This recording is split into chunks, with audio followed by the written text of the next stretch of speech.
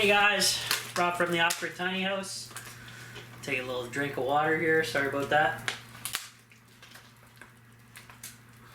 Guys, it's been a while, right? Even my patrons know that even worse, because they've been out of contact for a while. I let them know though, I talk back and forth, tell them what's going on. So, where has Rob been? It's been about a month since I've been at the Off-Grid Tiny House, sitting by my awesome fire. Let me drop the cam a little bit. Got the door cracked just a little bit to get the things going here a little bit better. It was damped down a little too much, so I had to give it some more air. So anyways, lots happened in a month, guys, I'll tell you that.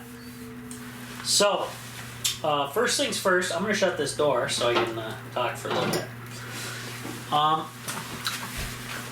I've got an offer to buy the Off-Grid Tiny House from somebody. I'm not going to mention who. I'm not going to mention the price. And I've been offered money before.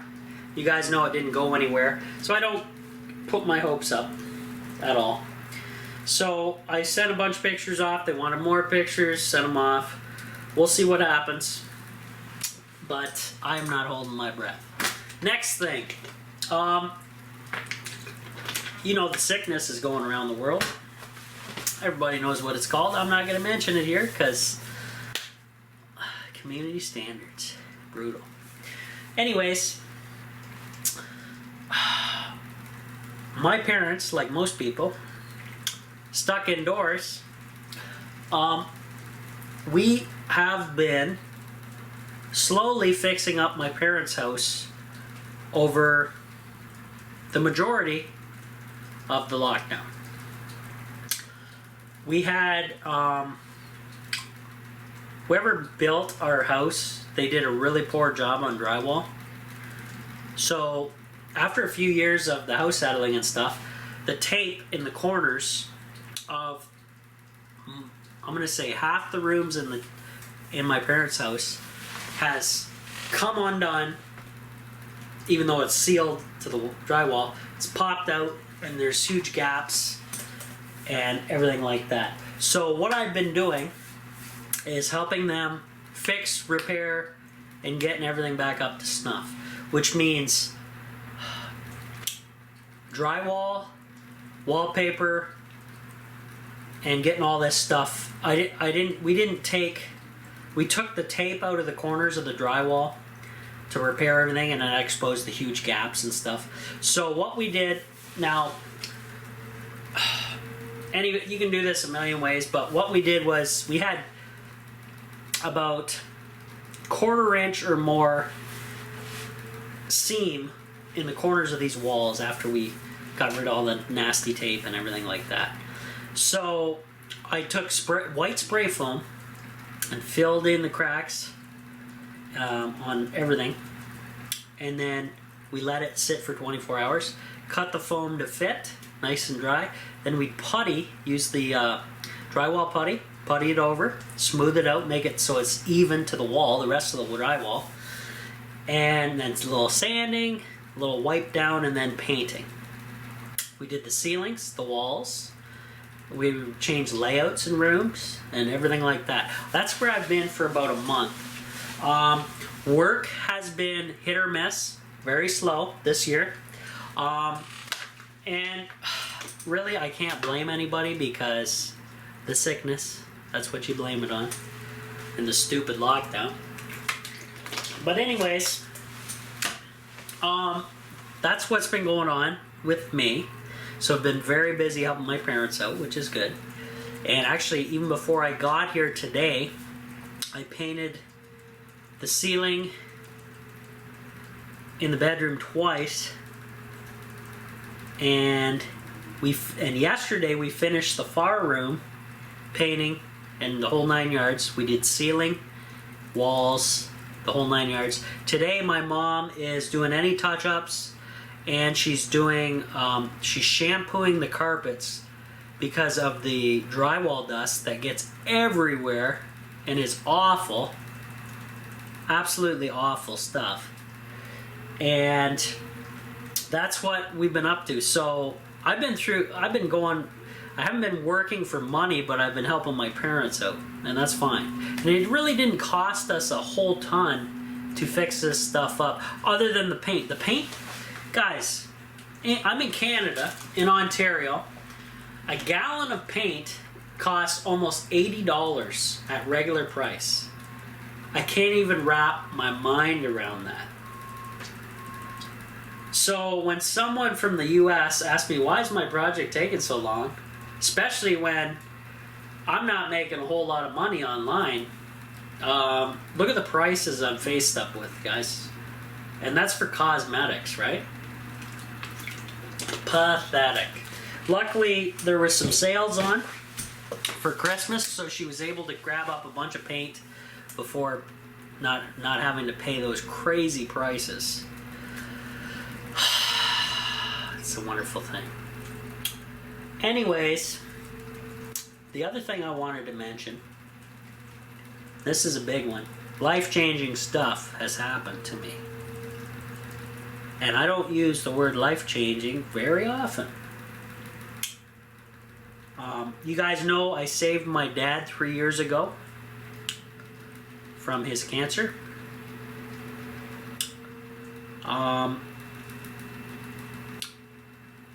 So when we did that, this year I grew the maximum amount of plants that I could, which is 4.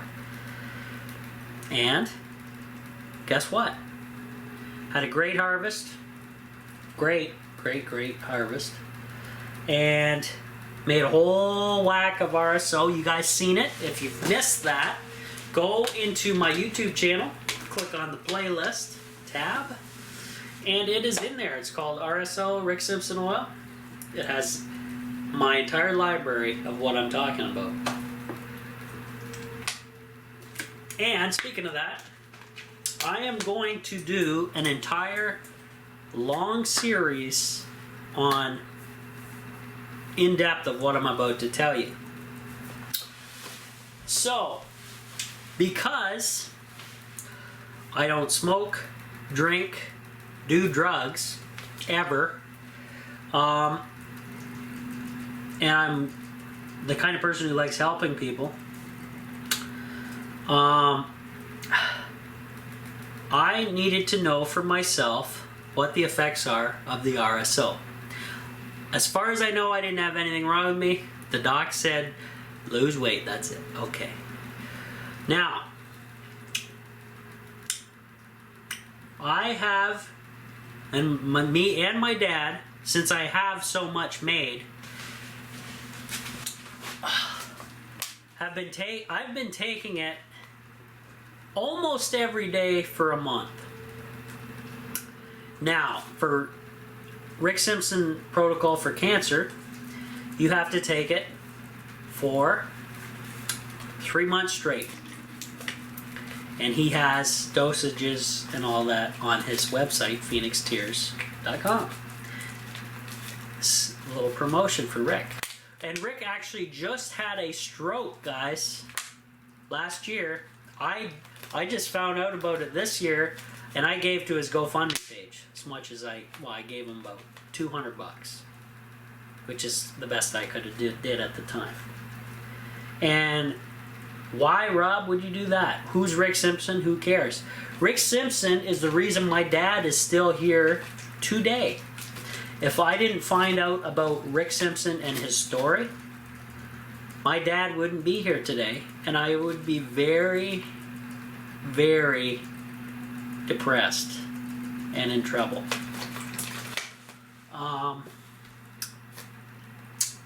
So, what's $200 for helping save my dad's life? That's nothing. But it's something to him, and it's not just me donating to him to help him out. Now, how did I get into this? Why did I get into this? Well, cancer I learned about growing up quite a bit. My mom's dad was a farmer, and I never got to meet him because of cancer. Thank you, Roundup, Monsanto.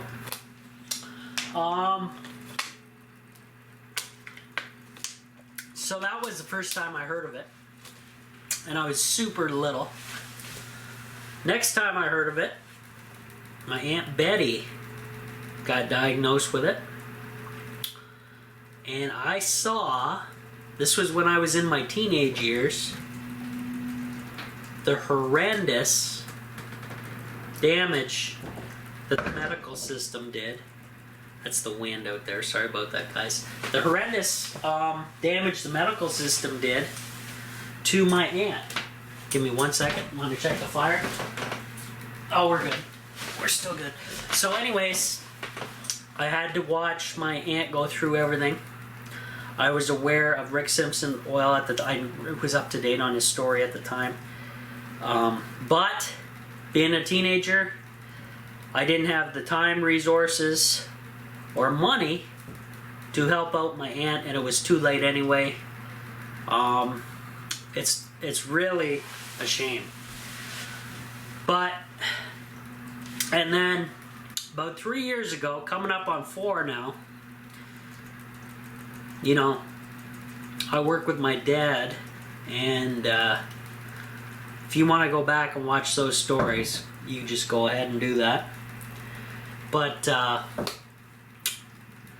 my dad passed out driving. I was with him, thank God, because if I wasn't, it would have been, that was it. It was bizarre, but he passed out driving. We were going to go head on into a wall of traffic, and boom, I took over.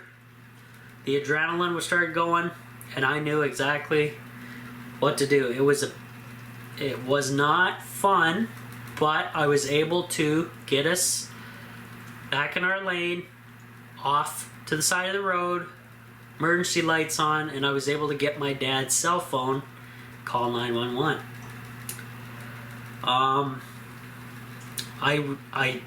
I didn't have any medical training whatsoever. So, you know, we were safe. The ambulance was coming, and I was just talking to him. He said he could hear me, but it was all black, you know? Scary, scary stuff. It's emotional.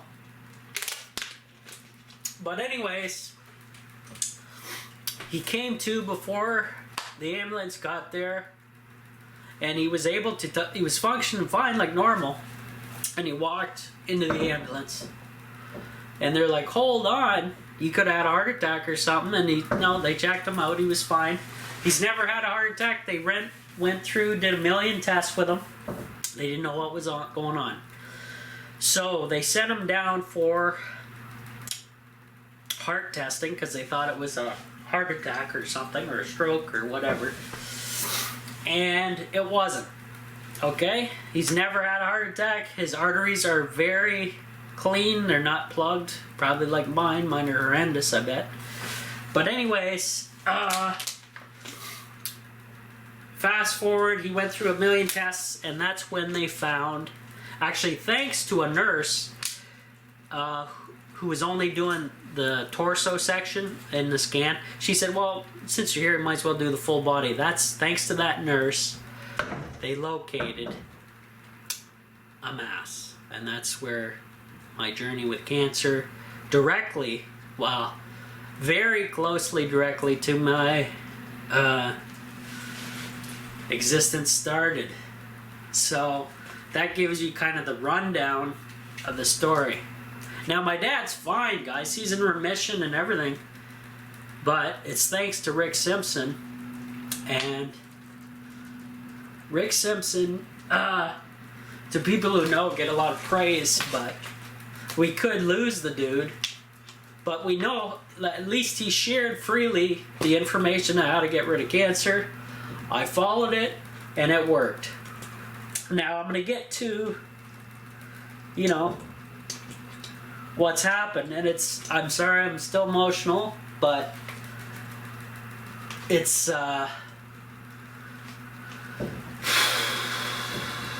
we were very, very lucky. Most people aren't this lucky, and I think I have a new calling, and that is helping people beat cancer. And it's just one of these, I think that's the God, you know, you go through things in life, and you kind of get patterns together, and you see, okay, well, I'm getting kind of pushed in this direction. I'm good at it. Maybe that's what I need to do. So that's where I'm at.